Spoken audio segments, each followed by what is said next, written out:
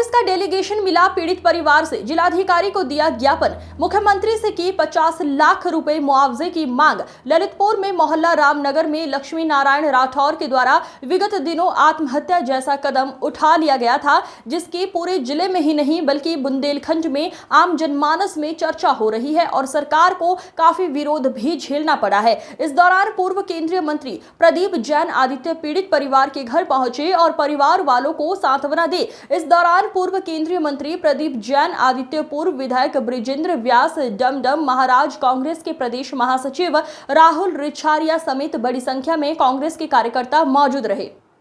अंदर जिस तरह न्याय की हत्या हुई और वो हत्या शर्मनाक बात यह है कि पूरा प्रशासन देखता रहा। अगर लक्ष्मी नारायण राठौर को निर्दोष व्यक्ति को अपनी जान देना पड़ी, उसके बावजूद जब वो उनका बेटा मुखाग्नि देने आया तो अंग्रेजों के शासनकाल में नहीं हुआ, एक एक व्यक्ति रो रहा था, वो कंधे पे घड़ा रखे हुए और हाथ में उसकी जंजीर बनी। इससे बड़ा जुल्म पूरे देश में कहीं हो नहीं सकता।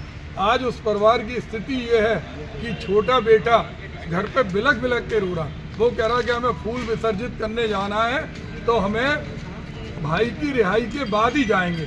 हमने जिलाधिकारी महोदय से कहा कि उसको न्याय मिले और जो दोषी पुलिस अधिकारी हैं उनका सस्पेंशन नहीं, उनका टर्मिनेशन हो और इसके अलावा इनको 50 लाख रुपए का मुआवजा मिले और हाई कोर्ट के सिटिंग जज से इसकी जांच हो और जो 53 लोग खास तौर से हम लोगों पे जितने मुकदमे लगाना लगा दें, हमारे साथियों पे चाहे हरि बाबू हो, चाहे अंकित हो, मोंटी हो, नेपाल सिंह यादव हो, कुशवाहा जी हो, मकरंद किलेदार हो, नेहा तिवारी हो, जो लोग जिनके नाम छूट गए उनके भी लिख दें, लेकिन उसमें जो निर्दोष लोग थे जो गए नहीं थे और जो एक दबाव बनाया जाएगा कि 100 लोगों से फिर वसूली अभियान होगा कि भाई तुम्हारा नाम था सीसीटीवी फुटेज में, तो इसलिए उस मुकदमे को तत्काल रद्द करें।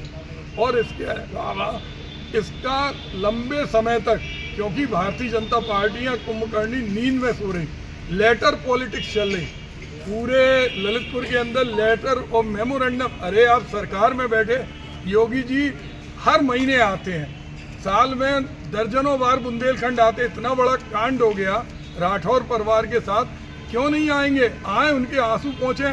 आज उनकी पत्नी कह रही थी अगर हमें न्याय नहीं मिला तो हम भी इस दुनिया में नहीं रहे। हम लोग जिस तरह से उनके घर पर पहुँचे, जाके स्थितियाँ देखें, लगा कि इससे ज़्यादा तानाशाही पूर्ण व्यवस्था कभी नहीं हो सकती शासन में।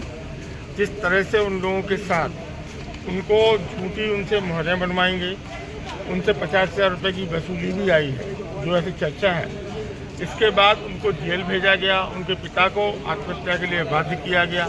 निसंदेह रूप से बहुत गंभीर है और हम लोग इसके लिए सड़क पर आंदोलन करने के लिए तैयार है। किसी भी स्थिति पर अगर न्याय नहीं मिला, दोषियों के खिलाफ कार्रवाई नहीं हुई, उनको रिम्यूनरेशन नहीं मिला, न्याय नहीं मिला, तो हम लोग सड़क पर लड़कर इस कार्य को अंजाम दें। अभी आप लोग उनके परिवार वालों की क्या मांग है? उनकी परिवार वालों की मांग है कि पहले शिवम को छोड़ा जाए, इसके बाद दोषी पुलिस जन जो उनको टर्मिनेट किया जाए और टर्मिनेट किया उनके खिलाफ मुकदमा दर्ज किया जाए।